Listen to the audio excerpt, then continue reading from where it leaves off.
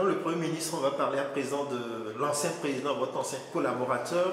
Alors, avant qu'il ne passe la main, il a fait voter une loi d'amnistie qui passe en quelque sorte l'éponge sur les crimes qui ont été commis sous son magistère.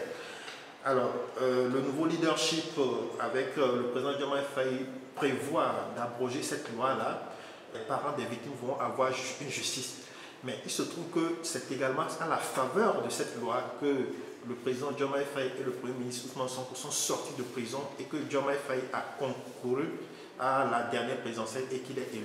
Alors, il y aura une conséquence pour les familles. Mais quelles conséquences cela devrait avoir pour le président Diomaye Faye et le Premier ministre Ousmane Sonko? Il ne peut y avoir aucune conséquence puisqu'il a été élu souverainement et son élection a été validée par le Conseil constitutionnel.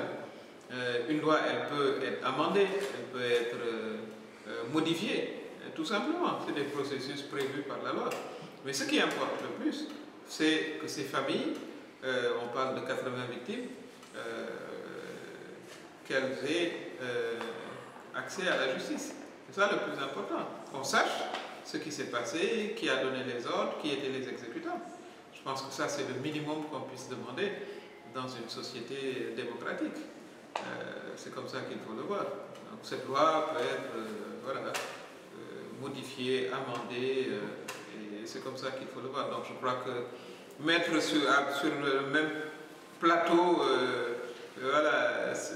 ces deux faits-là, ça n'a rien à voir. Juger les crimes de sang n'a rien à voir avec l'élection du président Bassirou Diomaye Faye. Et d'ailleurs, ils ont été amnistiés alors qu'ils avaient été illégalement et injustement arrêtés. C'est un paradoxe. Donc de ce point de vue-là, je crois qu'on n'a pas de problème de technicalité juridique. Il suffit que le projet de loi, et j'encourage vraiment nos députés à avancer dans ce sens-là, et que voilà, je suis une militante des droits humains et je lutte contre l'impunité depuis